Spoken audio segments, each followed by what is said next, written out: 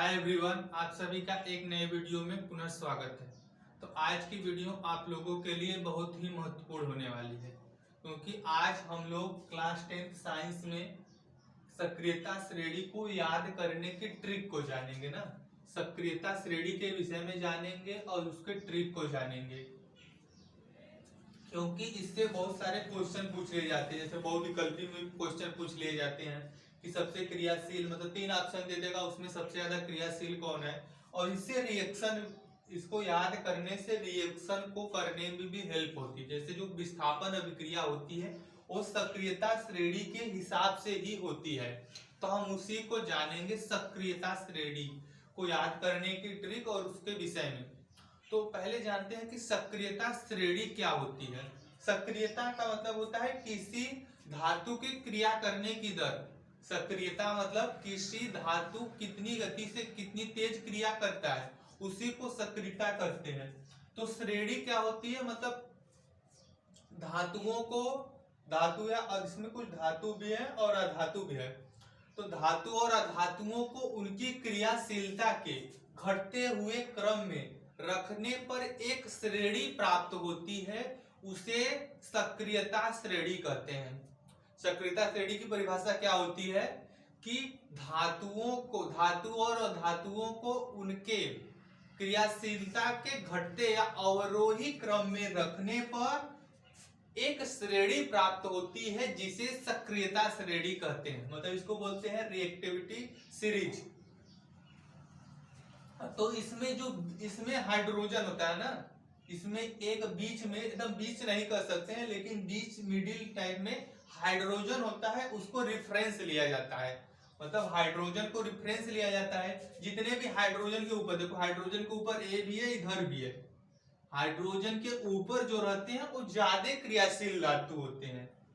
Hydrogen के ऊपर जो धातुएं होती है वो ज्यादा क्रियाशील होती है, और जो हाइड्रोजन के नीचे होती हैं धातुएं वे कम क्रियाशील होती हैं। हाइड्रोजन के जितने ऊपर रहते हैं, हाइड्रोजन के जितने भी ऊपर रहते हैं वो हाइड्रोजन को विस्थापित कर देते हैं, लेकिन हाइड्रोजन के जो नीचे रहते हैं वो हाइड्रोजन को विस्थापित नहीं करते हैं। जैसे सक्रियता श्रेणी क्लास 10 के हिसाब से, जैसे 11th-12th में जाएंगे तो इसमें जैसे बहुत से तत्व मिसिंग है, उसमें और बड़ी श्रेणी बन जाती है। मतलब 23, 25, 26 या लगभग 30 तत्व होते हैं, लेकिन हम लोग को जितना सफिशिएंट एनसीईआरटी में दिया है उसके हिसाब से ट्रिक को बनाए हैं। तो जितना हमें पढ़ना है, जैसे 1 2 3 4 5 6 7 8 9 10 11 12 13, हम लोगों के हिसाब से 13 को पढ़ना है। बीच में प्लेटिनम दिया जाता है, तो इसको कैसे याद करेंगे उसको। जैसे हमारे हिसाब से सबसे क्रियाशील तत्व पूछे तो कौन सा होता है सबसे क्रियाशील तत्व?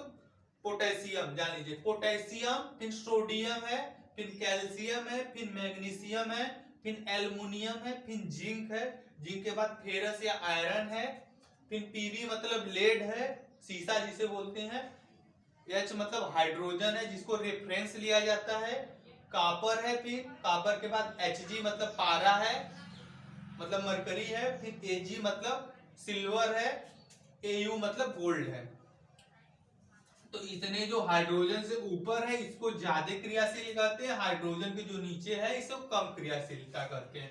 मतलब इसकी अगर क्रियाशीलता का क्रम देखें तो अगर ऐसे जाएंगे, नीचे जाएंगे तो क्रियाशीलता घटती है ना। जैसे नीचे जाएंगे ये तो क्रियाशीलता घट रही है, जैसे जैसे नीचे जा रहे हैं ये क्या है, क्रियाशीलता घट रही है। मतलब सक्रियता श्रेणी में ऊपर से नीचे जाने पर क्रियाशीलता या सक्रियता घटती जाती है ना। सबसे क्रियाशील क्या है? पोटेशियम है। तो उसी को, इस श्रेणी को याद करने की ट्रिक क्या है? ट्रिक हमको यही याद रखना है, यही जो निमोनिक इसको बोलते हैं, इसी को याद करना है कि काशीनाथ का माली आलू जरा फीके पकाता है, कौन है आगे आओ। काशीनाथ का मध्य से 4-5 बार बोलेंगे, या तो अपने स्टडी टेबल के सामने लिखकर चपला लेंगे तो याद हो जाएगा। तो है कैसे, इसी को ट्रिक है ना।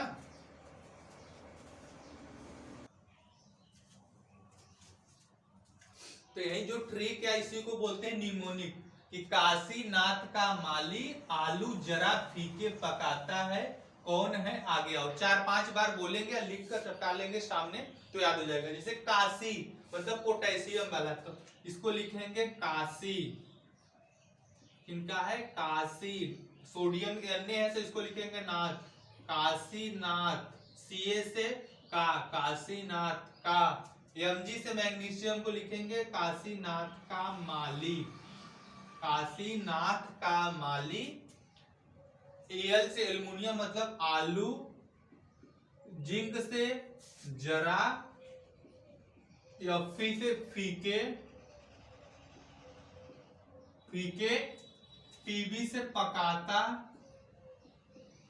पकाता, एच से है, एच से है, फिर सीयू से कौन, क्या लिखेंगे कौन, फिर एच जी से क्या लिखेंगे है, कौन है, फिर ए जी मतलब सिल्वर है, इसको लिखेंगे कौन है आगे आओ। क्या लिखेंगे कि काशीनाथ का माली, काशीनाथ का माली आलू जरा फीके पकाता है, कौन है आगे आओ।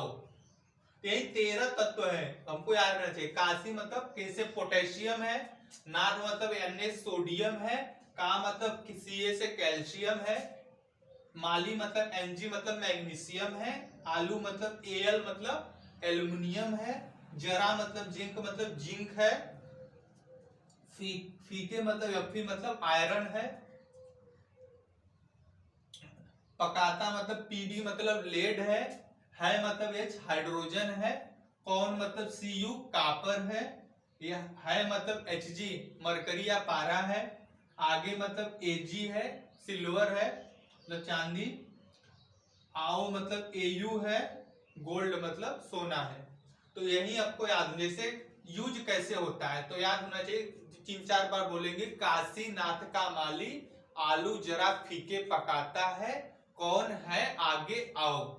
काशीनाथ का माली आलू जरा फीके पकाता है, कौन है आगे आओ। और ये तत्व भी याद होना चाहिए कि पोटेशियम, इसे बोलेंगे potassium, sodium, calcium, magnesium, aluminium, zinc, ferrous, lead, hydrogen, copper, mercury, silver, gold.